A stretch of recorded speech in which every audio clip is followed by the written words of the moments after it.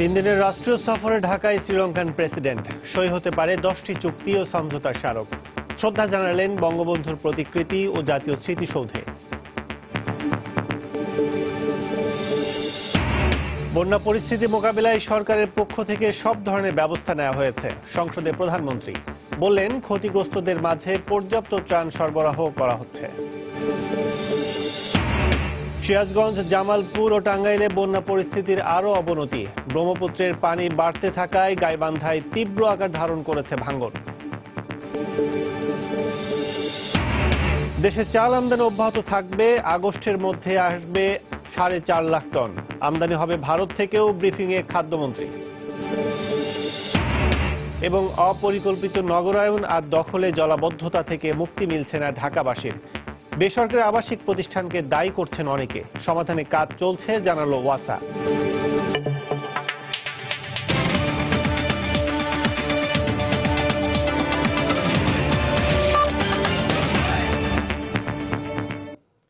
প্রবাসী সময়ের সঙ্গে আছি আমি কাজল আব্দুল্লাহ। 3 দিনের বাংলাদেশ সফরের প্রথম দিন ব্যস্ত সময় পার করেছেন শ্রীলঙ্কার প্রেসিডেন্ট মাইথ্রিপালা সিরিসেনা। বৃহস্পতিবার সকালে হযরত শাহজালাল আন্তর্জাতিক বিমানবন্দরে তাকে স্বাগত জানান রাষ্ট্রপতি মোহাম্মদ আব্দুল হামিদ। এরপর সাভারে জাতীয় স্মৃতিসৌধ এবং ধানমন্ডিতে বঙ্গবন্ধুর প্রতিকৃতিতে শ্রদ্ধা জানান শ্রীলঙ্কার প্রেসিডেন্ট। বৃহস্পতিবার বেলা 11:23 হযরত শাহজালাল আন্তর্জাতিক বিমানবন্দরে অবতরণ করে শ্রীলঙ্কার রাষ্ট্রপ্রধানকে বহনকারী বিমান। বিমানবন্দরে তাকে উষ্ণ অভ্যর্থনা জানান রাষ্ট্রপতি মোহাম্মদ আব্দুল হামিদ। বিমানবন্দরে 21 বার তোপধ্বনি আর লাল গালিচা সংবর্ধনার মাধ্যমে প্রেসিডেন্ট মাইথ্রিপালা সিরিসেনাকে স্বাগত জানান সশস্ত্র বাহিনীর সুসজ্জিত চৌকস দল। পায়ে হেঁটে মনোজ্ঞ আয়োজন পরিদর্শন করেন শ্রীলঙ্কার রাষ্ট্রপ্রধান। মুক্তিযুদ্ধে শহীদদের প্রতি শ্রদ্ধা জানাতে বিকেলে সাভার স্মৃতিসৌধে পৌঁছান প্রেসিডেন্ট মাইথ্রিপালা সিরিসেনা। ফুল দিয়ে শ্রদ্ধা নিবেদন শেষে স্মৃতিসৌধের শোক বইয়ে স্বাক্ষর করেন তিনি। এরপর সেখানে বৃক্ষরোপণ করেন মাইথ্রিপালা। স্মৃতিসৌধ থেকে সরাসরি জাতির জনকের স্মৃতি বিজড়িত ধানমন্ডির 32 নম্বরের বঙ্গবন্ধু জাদুঘর পরিদর্শনে যান শ্রীলঙ্কার প্রেসিডেন্ট। সেখানে তাকে স্বাগত জানান প্রধানমন্ত্রী শেখ হাসিনার কন্যা সাইমা ওয়াজেদ পুতুল। এ সময় বঙ্গবন্ধুর প্রতিকৃতিতে শ্রদ্ধা নিবেদন শেষে জাদুঘরের বিভিন্ন গ্যালারি পরিদর্শন করেন মাইথ্রিপালা সিরিসেনা। আজহার লিমন, সময় সংবাদ, ঢাকা। বাংলাদেশ ও শ্রীলঙ্কার মধ্যে যে সুসম্পর্ক রয়েছে, আগামী দিনে তা কাজে লাগিয়ে দুদেশের পারস্পরিক উন্নয়ন সম্ভব। শ্রীলঙ্কার প্রেসিডেন্টের উপস্থিতিতে এমনটাই মন্তব্য করেছেন দুদেশের মন্ত্রী পরিষদের সদস্যরা। বৃহস্পতিবার রাতে রাজধানীর একটি হোটেলে শ্রীলঙ্কার একটি এলপিজি গ্যাস কোম্পানির আনুষ্ঠানিক যাত্রা শুরুর অনুষ্ঠানে তারা এই কথা বলেন। শ্রীলঙ্কার প্রেসিডেন্ট মাইথ্রিপালা সিরিসেনাও এ অনুষ্ঠানে যোগ দেন। এ সময় শ্রীলঙ্কার পররাষ্ট্রমন্ত্রী ছাড়াও বক্তব্য রাখেন বাংলাদেশের বিদ্যুৎ প্রতিমন্ত্রী নসরুল হামিদ, পররাষ্ট্র প্রতিমন্ত্রী শাহরিয়ার আলম ও তথ্য যোগাযোগ প্রযুক্তি প্রতিমন্ত্রী জুনায়েদ আহমেদ পলক। এর আগে সফররত শ্রীলঙ্কার প্রেসিডেন্টের সঙ্গে সৌজন্য সাক্ষাৎ করেন পররাষ্ট্রমন্ত্রী আবুল হাসান মাহমুদ আলী।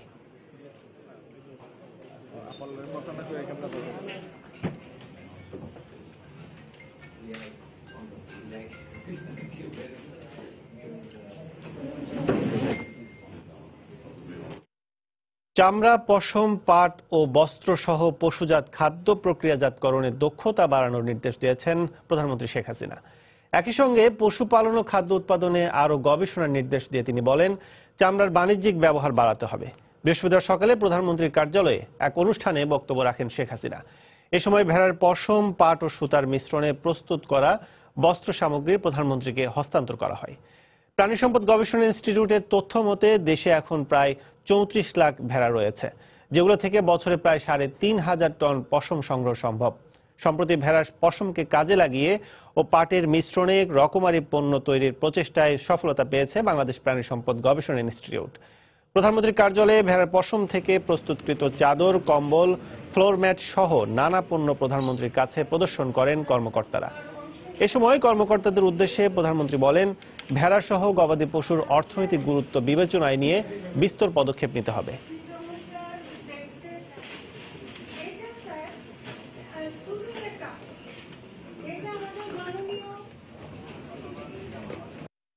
আমাদের নিজস্ব মার্কেট তো বাড়ছে, আমাদের দেশের মানুষের ক্রয় ক্ষমতা বাড়ছে, কাজে আমাদের নিজেদেরও তো, আর ভেড়াটা তো বেশ কষ্ট সহিষ্ণু একটা পশু এটা অনেক কষ্ট সহ্য করতে পারে এবং নোনা পানিতেও এটা টিকে থাকে। কাজে আমরা এটা আমাদের দক্ষিণাঞ্চলে আরো ব্যাপকভাবে এটা চাষের ব্যবস্থা করা যেতে পারে। কোন এলাকায় কোন জিনিসটা বেশি উৎপাদন হবে সেইটার উপর বেস করে সেখানে সেই ধরনের ইন্ডাস্ট্রি যাতে করা যায় সেভাবে উৎসাহিত করা। কাজে আপনারা এই যে গবেষণা করে যে এগুলি বের করেছেন, আমি মনে করি এটাও একটা সুযোগ যে এটা কমার্শিয়ালি এটাকে ভায়াবল করা এবং ইন্ডাস্ট্রি তৈরি করে সেই ইন্ডাস্ট্রিতে এটা যখন উৎপাদন হয়ে যাবে আমাদের দেশের চাহিদা তো মিটবেই, আমাদের আশেপাশে দেশগুলি তাদেরও চাহিদা মিটবে। পাহাড়ি অঞ্চলগুলিতে ছাগলের চাষটা কিন্তু খুব ভালো। আমরা কিন্তু এরকম ভাবে সব জায়গায় রিসার্চকে খুব বেশি আমরা গুরুত্ব দিচ্ছি।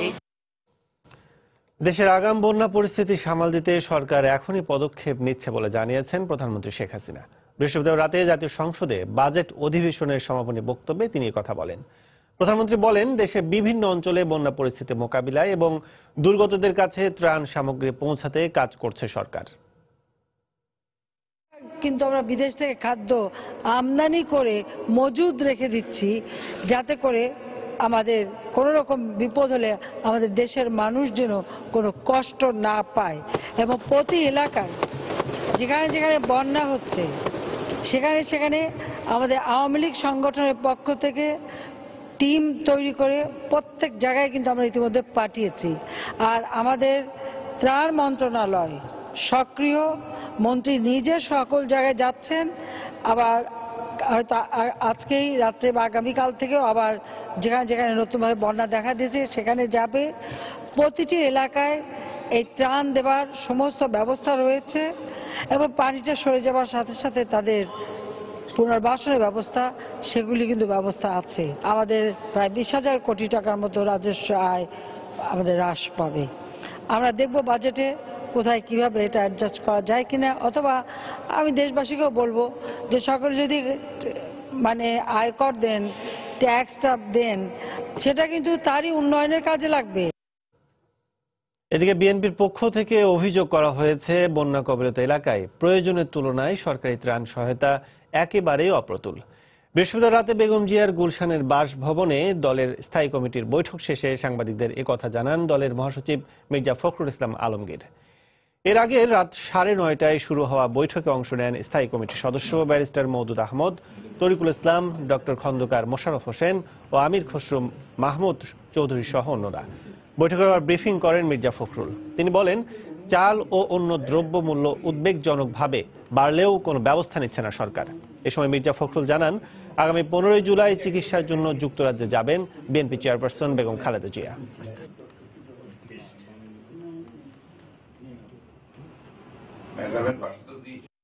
আগামী 15 জুলাই সন্ধ্যায় বিএনপি চেয়ারপারসন তার চিকিৎসার জন্য যুক্তরাজ্য সফর করবেন, সেই বিষয়ে আলোচনা হয়েছে। অত্যন্ত দুঃখের সঙ্গে লক্ষ্য করছি যে সরকারের এই বন্যার্ত মানুষদের পাশে দাঁড়ানোর যে ত্রাণ তৎপরতা তা অত্যন্ত অপ্রতুল এবং এখনো আপনার এই বন্যার্তদের পাশে দাঁড়ানোর মতো পর্যাপ্ত ত্রাণ নিয়ে সরকার দাঁড়াতে পারছেন না।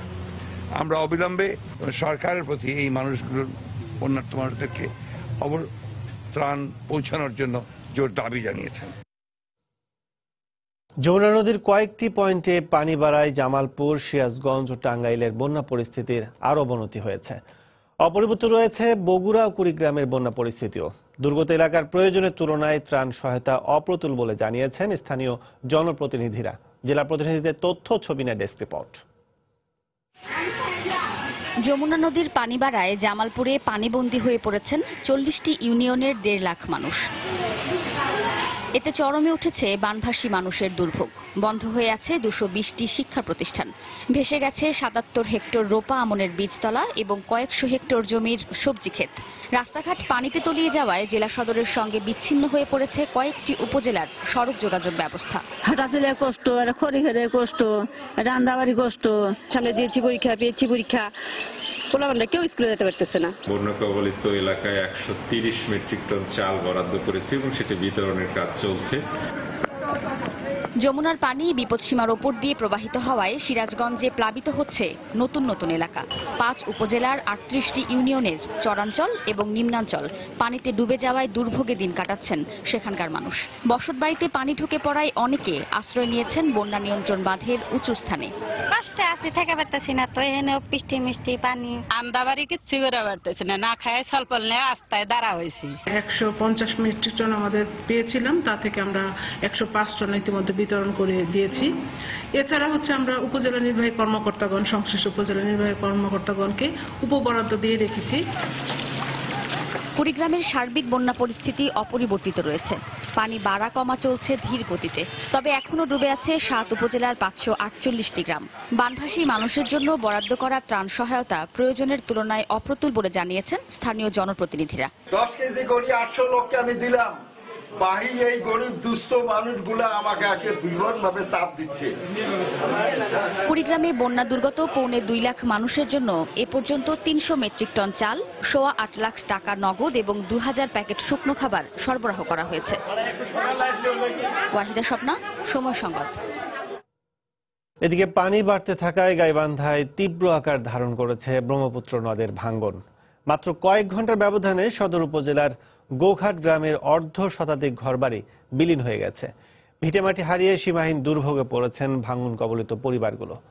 স্থানীয়রা জানান, ব্রহ্মপুত্র নদের পানি বাড়ার সঙ্গে সঙ্গে উপজেলার বেশ কয়েকটি এলাকা ভাঙনের মুখে পড়ে। গত 4 দিনে 17টি পরিবার ভিটেমাটি হারায়। বৃহস্পতিবার দুপুর থেকে বিকেল পর্যন্ত পাকা স্থাপনা, কাঁচা আধা পাকা ঘরবাড়ি সহ গাছপালা নদী গর্ভে বিলীন হয়। তীব্র ভাঙনের কারণে বাসিন্দাদের মধ্যে আতঙ্ক দেখা দিয়েছে। এদিকে ভাঙন কবলিত পরিবারগুলো ঠাঁই নিচ্ছেন পার্শ্ববর্তী বন্যা নিয়ন্ত্রণ বাঁধে।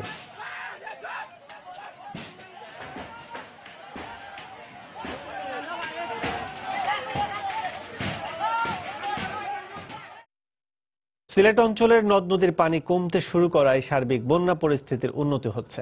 ঘরে ফিরতে শুরু করেছেন আশ্রয় কেন্দ্রে থাকা বানভাসী মানুষ। দুর্গত এলাকায় বিভিন্ন রোগের প্রাদুর্ভাব দেখা দিয়েছে। এমন পরিস্থিতিতে জেলা প্রশাসক ও সিভিল সার্জন জানালেন নানা পদক্ষেপের কথা। দিগেন সিং এর ক্যামেরায় বিস্তারিত জানাচ্ছেন ইকরামুল কবির। প্রায় 2 সপ্তাহ পর সিলেটের বন্যা পরিস্থিতি উন্নতি হওয়ায় বানভাসী মানুষেরা আশ্রয় কেন্দ্র থেকে বাড়ি ফিরতে শুরু করেছেন। সিলেটের 11টি আশ্রয় কেন্দ্রের মধ্যে একটি বন্ধ করা হয়েছে। অন্যান্য আশ্রয় কেন্দ্র থেকেও ফিরে যাচ্ছেন আশ্রয় গ্রহণকারীরা। তবে বানের পানিতে ঘরবাড়ি বিধ্বস্ত হওয়ায় নিঃস্ব হয়ে পড়েছেন বানভাসী মানুষেরা। অনেকে আবার কর্মহীন অবস্থায়ও রয়েছেন। ভেঙে পড়েছে শিক্ষা ব্যবস্থা। আমরা তো গড় পানি রয়েছে, ঘর দরজা ভাঙ্গি গেছে, কিতা করতাম কোনটা আমরা কোন অনুযায়ী আশ্রয় লইতাম। জ্বর, সর্দি, পেটে ব্যথা। বা খাইতে হইলে তো আমরা ক্ষেত করতে হইব, কৃষি চাষ করতে হইব। ক্ষেতের দরকার, বীজের দরকার, সারের দরকার। চারাগুলো ফেলাইছিলাম, ওগুলা বন্যায় তলিয়ে নিয়ে গেছে। এখন আমরা খুব ক্ষতিগ্রস্ত। আমরা সরকারের কাছে আহ্বান করব, আমরা পুনরায় বীজ দিয়ে আমাদের সহযোগিতা করার জন্য। বন্যার পানি নেমে যাওয়ার পর ডায়রিয়া, চর্মরোগ, ঠান্ডাজনিত সহ নানা রোগবালাই দেখা দেয়। তাই এমন পরিস্থিতি মোকাবেলায় বিশেষ ব্যবস্থা নেওয়ার কথা জানালেন সিভিল সার্জন। আমরা 2টা করে মেডিকেল টিম প্রতিদিন 2টা উপজেলাতে পাঠাচ্ছি। ওইখানে লোকাল উপজেলা স্বাস্থ্য কমপ্লেক্সের টিমের সাথে সম্পৃক্ত থেকে উপজেলা প্রশাসন এবং জনপ্রতিনিধিদের সাথে সমন্বয়ের মাধ্যমে কার্যক্রম ওনারা পরিচালনা করবেন। অন্যদিকে বানের পানি নামতে শুরু করায় নানা ধরনের পদক্ষেপের কথা শোনালেন জেলা প্রশাসক। বন্যার আপনারা জানেন কয়েকটি স্তর থাকে। একটি হচ্ছে ত্রাণ কার্যের স্তর বা একটি প্রথম সোপান। দ্বিতীয় ধাপে যেটি থাকে সেটি হচ্ছে পুনর্বাসন প্রক্রিয়া। তো আমরা এই পুনর্বাসন প্রক্রিয়ায় এখন যাব। পানিটা যে নেমে গেলেই আমাদের তালিকা তৈরির কাজ চলছে। কি পরিমাণ কৃষি জমির ক্ষতি হয়েছে এটি আমরা নির্ণয় করেছি। এই বিষয়ে কিন্তু আমাদের তৎপরতা আছে। দ্বিতীয় দফা বন্যায় সিলেটের 8 উপজেলার 55টি ইউনিয়ন এবং একটি পৌরসভার 5.5 লাখ মানুষ ক্ষতিগ্রস্ত হয়েছেন। ইকরামুল কবির, সময় সংবাদ, সিলেট। প্রভারের সময় আরো থাকছে। মারাত্মক অপুষ্টিতে ভোগায় চট্টগ্রামের সীতাকুণ্ডে অজ্ঞাত জ্বরে আক্রান্তরা বেশি অসুস্থ হয়ে পড়েছে। প্রাথমিক ধারণা বিশেষজ্ঞ দলের আরো 6 শিশু আক্রান্ত। এবং ডাকাতির প্রস্তুতির সময় রাজধানীতে গুলিতে নিহত 1, আহত 1। র্যাবের দাবি বন্দুকযুদ্ধ।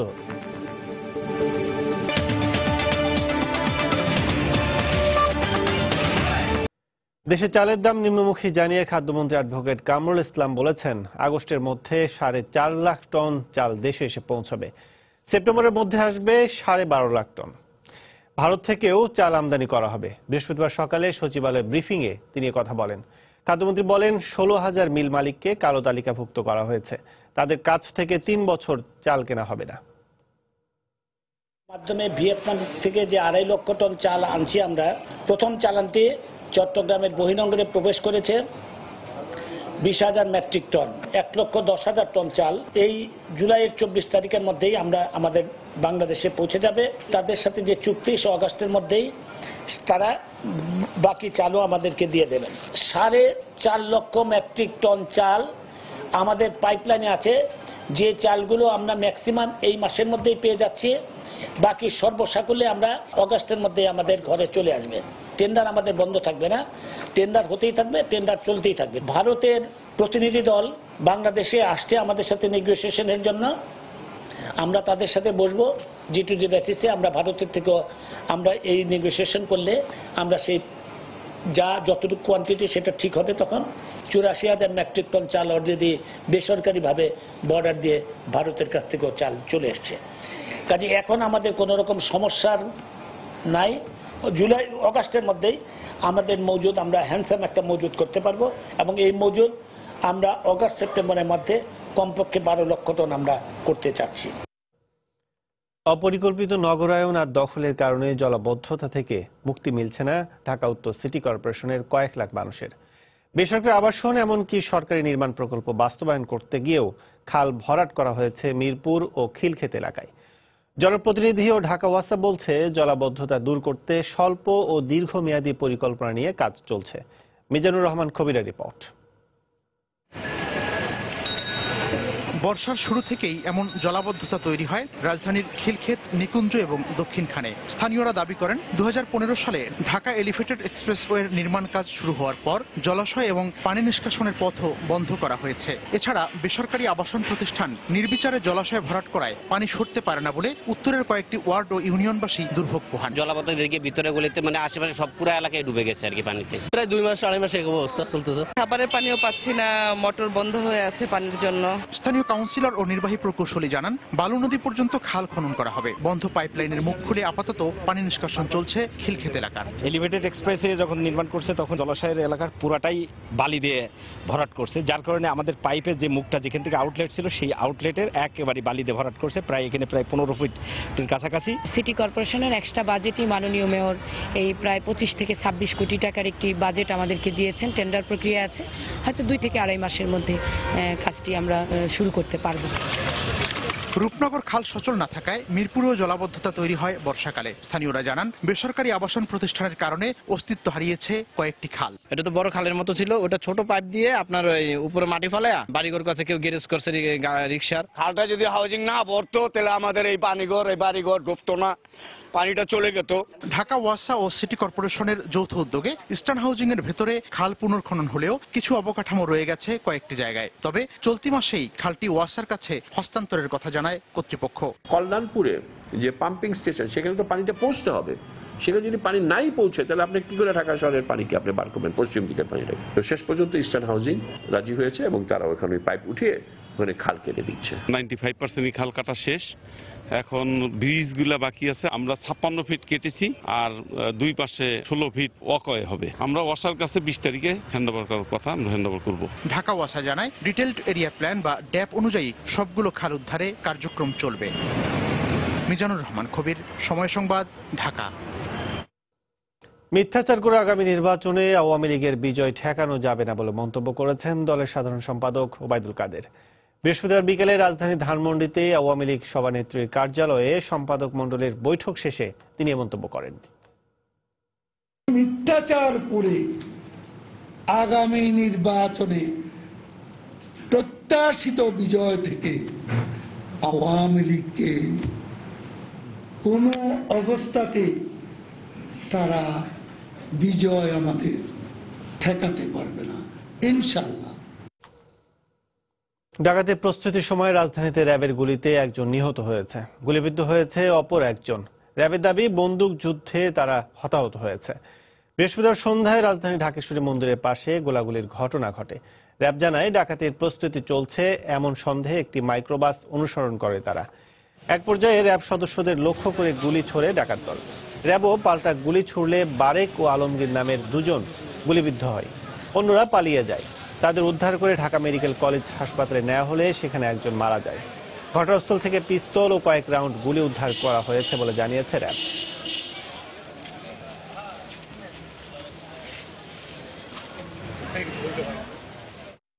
চট্টগ্রামের সীতাকুণ্ডের পাহাড়ি অঞ্চলের বড় ত্রিপুরা পাড়ায় অজ্ঞাত জ্বরে আক্রান্ত আরো 6 আদিবাসী শিশুকে হাসপাতালে ভর্তি করা হয়েছে। আক্রান্ত শিশুদের রক্তের নমুনা সংগ্রহ করা হলেও পরীক্ষা নিরীক্ষা শেষ না হওয়ায় এখনো রোগের ধরন বা কারণ শনাক্ত করা যায়নি। তবে বিশেষজ্ঞদের প্রাথমিক ধারণা, মারাত্মক অপুষ্টিতে ভোগায় আক্রান্তরা বেশি অসুস্থ হয়ে পড়েছে। বিস্তারিত জানাচ্ছেন কমল দে, ক্যামেরায় ছিলেন আশরাফুল আলম মামুন। বুধবার চট্টগ্রামের সীতাকুণ্ডের পাহাড়ি ত্রিপুরাপাড়ায় অজ্ঞাত জ্বরে শিশু মৃত্যুর পর বৃহস্পতিবার সকাল থেকেই আশপাশের এলাকাগুলোতে স্বাস্থ্যসেবা দিতে শুরু করেন স্বাস্থ্যকর্মীরা। এ সময় বড় ত্রিপুরাপাড়ায় আদিবাসী 6 শিশুর মধ্যে একই রকম উপসর্গ থাকায় তাদের হাসপাতালে পাঠানো হয়। অসুখ, জ্বর, মানে কাশি, দিনে ভালো, রাত্রে হলে মানে জ্বর বেশি আসে যায়।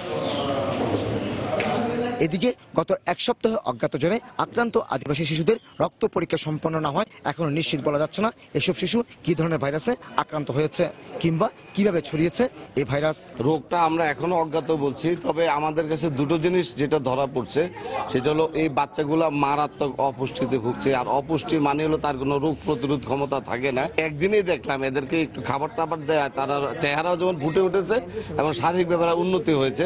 আইডিসিআর এর যে টিম আছে ওরা বিষয়গুলি আরো পরীক্ষা নিরীক্ষা করে দেখবেন, রক্ত পরীক্ষা করবেন। আমাদের যে সংক্রামক রোগগুলো আছে অপুষ্টির কারণে সেই রোগগুলো হবার সম্ভাবনাটা বেড়ে যায়। এখানে কোনো একটা সংক্রমণ আছে, অপুষ্টি হয়তো তার একটা প্রিডিসিসিং ফ্যাক্টর। তবে রোগীদের উপসর্গ অনুযায়ী স্বাস্থ্য পরীক্ষা হচ্ছে বলে জানালেন চিকিৎসক। একই সাথে প্রাথমিক চিকিৎসায় শারীরিক উন্নতি হয়েছে অনেক শিশুর। এভারেজ কিছু বাচ্চার কাশি আছে, কিছু বাচ্চার এখনো জ্বর আছে।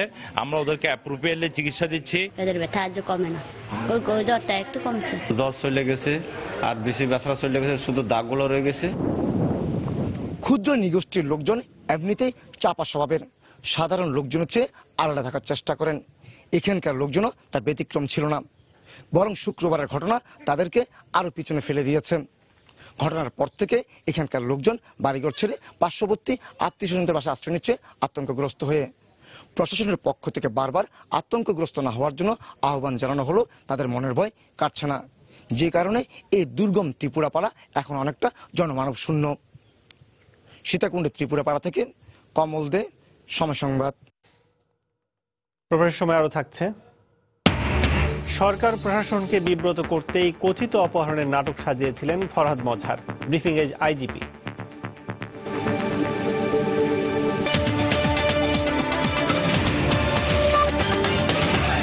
খুলে দেওয়ার 10 মাসের মাথায় আবারও সিলেট এমসি কলেজের ছাত্রাবাস ভাঙচুরের ঘটনা ঘটেছে। পুলিশ বলছে কলেজ ছাত্রলীগের অন্তর্কন্ট্রোলের জেরে এ হামলা চালানো হয়। এ ঘটনার পর অনির্দিষ্টকালের জন্য বন্ধ ঘোষণা করা হয়েছে ছাত্রাবাস। সন্ধ্যা 6টার মধ্যে হোস্টেল ছেড়ে গেছে শিক্ষার্থীরা। তুচ্ছ বিষয় নিয়ে বারবার ছাত্রাবাসে এমন হামলার ঘটনার প্রতিবাদ জানিয়েছেন শিক্ষক শিক্ষার্থীরা। আব্দুল আহাদের রিপোর্ট। পুলিশ ও প্রত্যক্ষদর্শীরা জানায়, বুধবার রাতে আধিপত্য বিস্তার নিয়ে আওয়ামী লীগ নেতা রঞ্জিত সরকারের অনুসারী ছাত্রলীগ কর্মী টিটু ও হুসাইন গ্রুপের মধ্যে এমসি কলেজে হাতাহাতি হয়। এর জেরে সকালে ছাত্রলীগ কর্মীরা ছাত্রাবাসের 2টি ব্লকে ব্যাপক ভাঙচুর চালায়, ভেঙে দেয় প্রায় সবগুলো রুমের দরজা জানালা। আজকে তারা দেশীয় অস্ত্র নিয়ে আমাদের উপর কি জন্য হামলা করলো সেটা আমরা বুঝতে পারিনি। আমাদের এখানে টিটু আছে, ওনার নেতৃত্বে সৌরভ, শিহাব খান, মাহফুজ, নিউটন, রবুল সহ তারা হঠাৎ আমাদের হামলা করছে। কলেজের প্রত্যেকটি ব্লকেই মোটামুটি 4, 5, 1 এবং শ্রীকান্ত ব্লক অধিক মাত্রায় আক্রান্ত হয় এবং অধিকাংশ কক্ষগুলোই দরজা জানলাগুলোকে ভাঙচুর করেছে। কর্তৃপক্ষের সাথে আলোচনা সাপেক্ষে পরবর্তী আইনানুগ ব্যবস্থা গ্রহণ করা হইতেছে। এই ঘটনায় দুপুরে একাডেমিক কাউন্সিলের সভা করে ছাত্রাবাস অনির্দিষ্টকালের জন্য বন্ধ করে দেয়া হয়। পরীক্ষা চলাকালীন সময়ে ছাত্রাবাস বন্ধ করায় বিপাকে পড়েছে শিক্ষার্থীরা। টিউশনি আছে, আমার প্রাইভেট আছে, তারপর আমার প্র্যাকটিক্যাল এখন ক্লাস চলে, আবার একাডেমিক ক্লাস আছে। এখন আমি কোথায় গিয়ে থাকবো সেই সেটা এখন ভেবে পাচ্ছি না। হঠাৎ করে হোস্টেল বন্ধ করে দেওয়া আমাদের জন্য অত্যন্ত ক্ষতিকর, কেননা এখন আমাদের প্র্যাকটিক্যাল ক্লাস চলছে আর কিছুদিন পরে আমাদের প্রি-টেস্ট পরীক্ষা হবে। সন্ধ্যা 6টার ভিতরে আমাদের হোস্টেলের সকল শিক্ষার্থীদেরকে হল ত্যাগ করার নির্দেশ দেওয়া হলো। তদন্ত কমিটি রিপোর্ট অনুযায়ী আমরা সুনির্দিষ্টভাবে ব্যাখ্যা দিতে পারবো।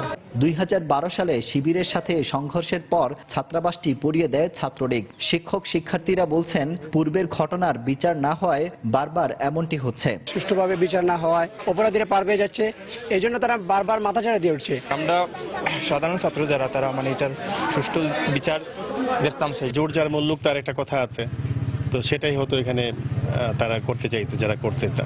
ছাত্রাবাস ভাঙচুরের ঘটনায় 3 সদস্যের তদন্ত কমিটি গঠন করেছে কলেজ কর্তৃপক্ষ। কমিটিকে 7 দিনের মধ্যে রিপোর্ট দিতে বলা হয়েছে। আব্দুল আহাদ, সময় সংবাদ, সিলেট। এবার প্রবাসের খবর। সৌদি আরবের নাজরান প্রদেশের আবাসিক ভবনে আগুনে কোনো বাংলাদেশি মারা যায়নি। কর্তৃপক্ষ প্রথমে 3 বাংলাদেশের মৃত্যুর খবর জানালেও পরে তারা নিশ্চিত করেন নিহত 11 জনের সবাই ভারতীয়। এ ঘটনায় এক বাংলাদেশি দগ্ধ হলেও তার নাম পরিচয় জানা যায়নি। বিস্তারিত জানিয়েছেন আমাদের সৌদি আরব প্রতিনিধি আরিফুর রহমান।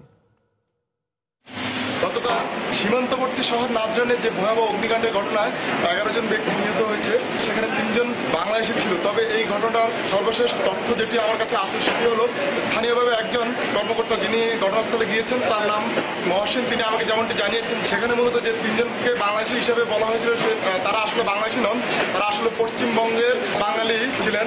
এবং এই ঘটনায় মূলত 11 জন যারা নিহত হয়েছে তারা সবাই ভারতীয় নাগরিক বলে চিহ্নিত করা হয়েছে। এবং একজন বাংলাদেশি আছেন যার নাম হেদায়তুল্লাহ হিসেবে তিনি জানিয়েছেন।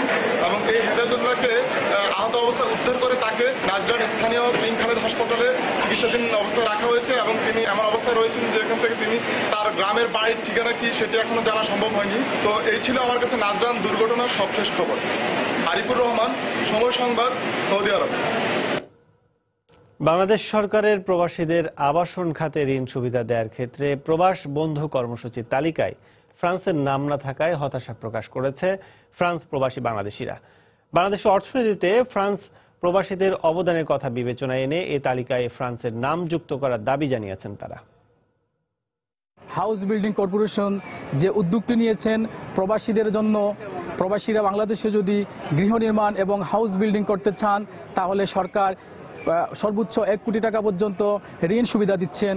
সেই তালিকা থেকে বিশ্বের বিভিন্ন দেশ রয়েছে, কিন্তু আমাদের প্রবাসী আমরা যারা ফ্রান্সে আছি আমাদের ফ্রান্সের নামটি সেই তালিকাতে নেই, সেজন্য আমরা হতাশা বোধ করছি।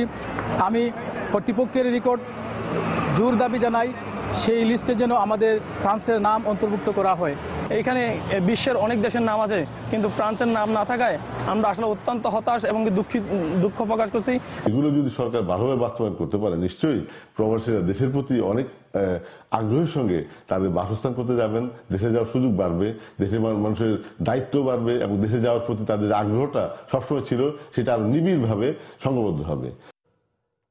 সরকার যেভাবে উন্নয়নের ধারা অব্যাহত রেখেছে তাতে 2021 সালের আগেই বাংলাদেশ মধ্যম আয়ের দেশে পরিণত হবে বলে মন্তব্য করেছেন দুবাই আওয়ামী লীগের নেতারা।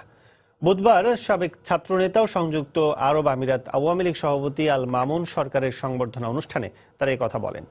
স্থানীয় একটি হোটেলে আয়োজিত এক অনুষ্ঠানে প্রধান অতিথি ছিলেন আরব আমিরাত আওয়ামী লীগের সভাপতি রাখাল কুমার গোপ। আমজাদ হোসেনের সঞ্চালনায় ও মালেক আহমদের সভাপতিত্বে অনুষ্ঠানে বক্তব্য রাখেন ক্যাপ্টেন সৈয়দ আবু আহাদ, মোহাম্মদ ইউসুফ সহ আরো অনেকে।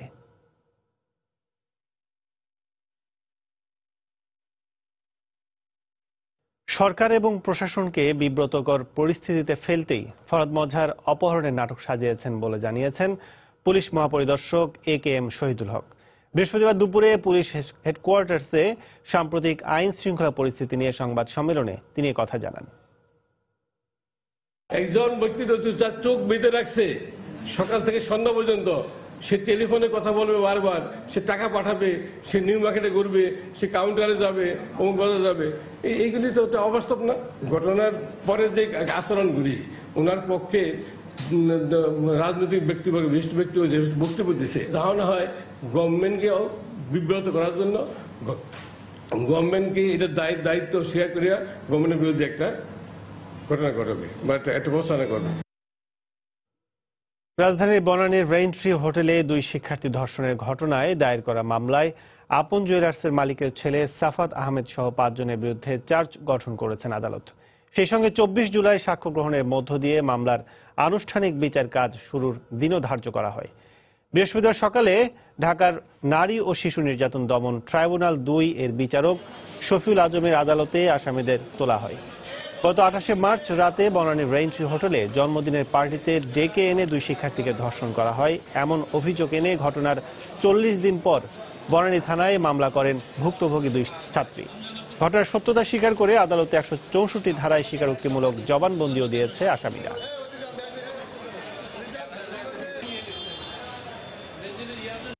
প্রাইমেসি কেস বিদ্যমান নাই, চার্জ গঠন করার মতন কোনো অবস্থায় বিদ্যমান নাই। ন্যায় বিচারে আমরা অবশ্যই খালাস পাবো এবং অব্যাহতি পাবো। আমরা 561 অনুযায়ী আদালত উভয় পক্ষ শুনে তাদের বিরুদ্ধে প্রাইমেসি কেস মেটাড হয়েছে।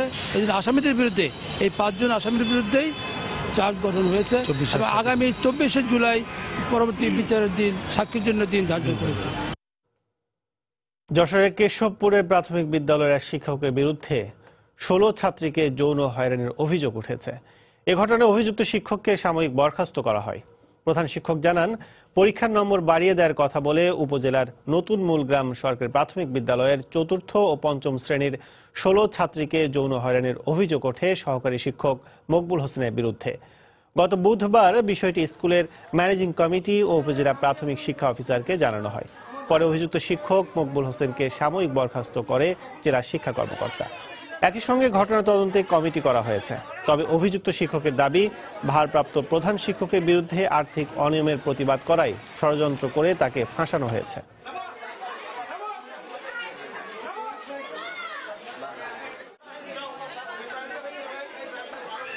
জেলা প্রাথমিক শিক্ষা অফিসারের কাছে বা বিভিন্ন জায়গায় তথ্যটা যাওয়ার ফলে তিনি শিক্ষককে তাৎক্ষণিকভাবে সাময়িক বরখাস্ত করেছেন এবং চিঠিও আমি পেয়ে গেছি। এলাকার লোকজন গার্জিয়ান পক্ষ নিয়ে কথা বলার চেষ্টা করতেছি, আমি দেখতেছি আর কি অবস্থা। তারা যদি লিখিত দেয় আমাদের থানায়, তাহলে তখন আমরা আইনগত ব্যবস্থার দিকে যাব।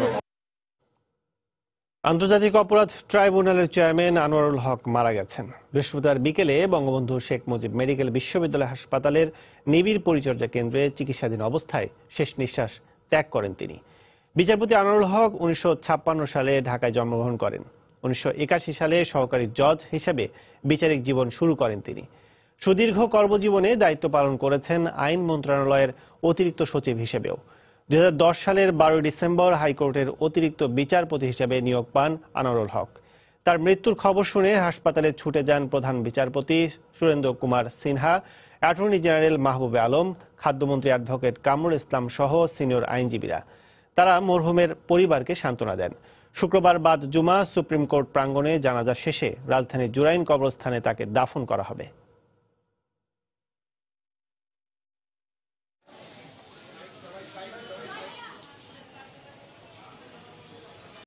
তিনি অত্যন্ত নিষ্ঠার সাথে, সততার সাথে তার দায়িত্ব পালন করেছেন।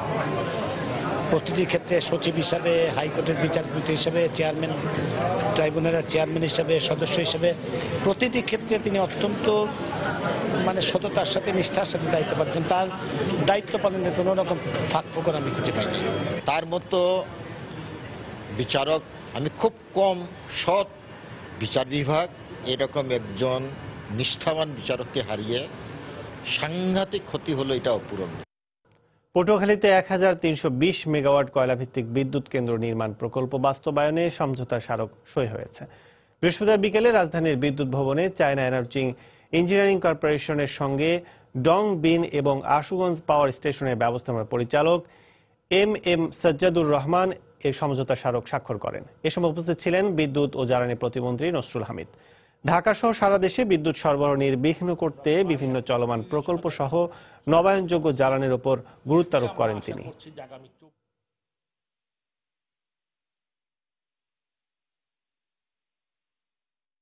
যেসব পাওয়ার বৃহৎ প্রকল্পগুলি এখন আমরা সই করতে যাচ্ছি, সেগুলি আমরা আশা করছি যে আগামী 22 সাল থেকে 24 সালের মধ্যে এগুলি যেন চলে আসবে।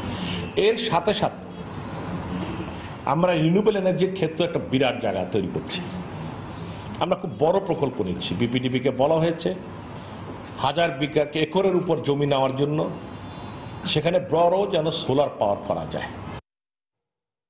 ব্রাজিলের রিও ডি জেনিরো শহরে অনুষ্ঠেয় ৫৮তম আন্তর্জাতিক গণিত অলিম্পিয়াডে যোগ দেবে বাংলাদেশের ৬ খুদে গণিতবিদ। বৃহস্পতিবার বিকেলে রাজধানী একটি হোটেলে গণিতবিদদের পরিচয় করিয়ে দেয় বাংলাদেশ গণিত অলিম্পিয়াড। এবছর ১৫টি আঞ্চলিক গণিত উৎসবে দেশের প্রায় ২২,০০০ শিক্ষার্থী অংশ নেয়। এদের মধ্য থেকে ধাপে ধাপে বিভিন্ন ক্যাটাগরিতে ৬ জনকে বাছাই করা হয়। ১৭ জুলাই ব্রাজিলে আন্তর্জাতিক অলিম্পিয়াডে অংশ নিতে শুক্রবার রাতে ঢাকা ছাড়বেন এই ৬ খুদে গণিতবিদ।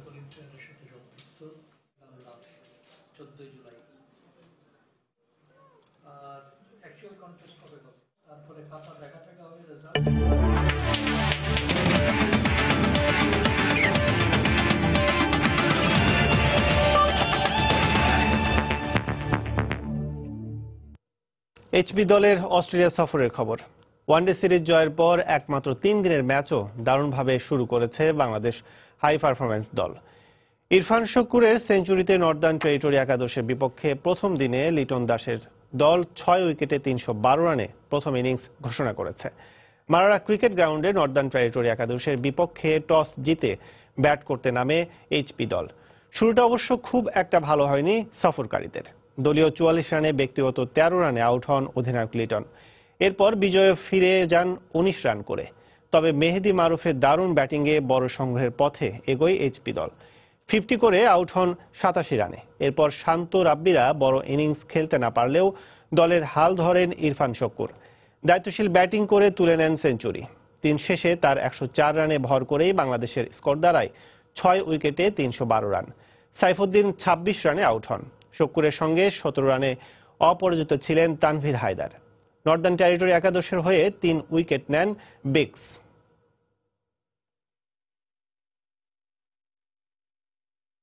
দূরত্ব কমতে শুরু করছে ক্রিকেট অস্ট্রেলিয়া ও অস্ট্রেলিয়ান ক্রিকেটার্স অ্যাসোসিয়েশনের। শুক্রবার সমঝোতা বৈঠকে বসার কথা রয়েছে দুপক্ষের। ক্রিকেট অস্ট্রেলিয়ার চেয়ারম্যান ডেভিড পিভারের করা এক মন্তব্যে আবারও দ্বন্দ্ব চরমে যাওয়ার আভাস পাওয়া যায়। দক্ষিণ আফ্রিকায় এ দলের সফর বাতিল করায় অস্ট্রেলিয়ান ক্রিকেটার্স অ্যাসোসিয়েশন ক্রিকেটের ক্ষতি করেছে বলে মন্তব্য করেন তিনি। তার মন্তব্যে হতাশা প্রকাশ করে ক্রিকেটার্স অ্যাসোসিয়েশন। কিন্তু দেশটির প্রধানমন্ত্রীও দুপক্ষকে সমঝোতায় আসার আহ্বান জানানোর পর এবার গলতে শুরু করেছে বরফ। সমঝোতার আসবে কিনা তা এখনও নিশ্চিত না হলেও বৈঠকে বসতে সম্মত হয়েছে দুপক্ষই। একে বেশ ইতিবাচক হিসেবে দেখছে সংশ্লিষ্টরা। পুরো বিষয়টিকে হাস্যকর ও দুঃখজনক বলে সম্প্রতি মন্তব্য করেন সাবেক ক্রিকেটার অ্যাডাম গিল ক্রিস্ট। এ মাসের শুরুতে বেতন কাঠামো নিয়ে বিরোধের জেরে দক্ষিণ আফ্রিকায় সফর বাতিল করে অস্ট্রেলিয়া এ দল। ফলে হুমকির মুখে পড়েছে অস্ট্রেলিয়া দলের বাংলাদেশ ভারত সফর সহ অ্যাশেজ সিরিজও।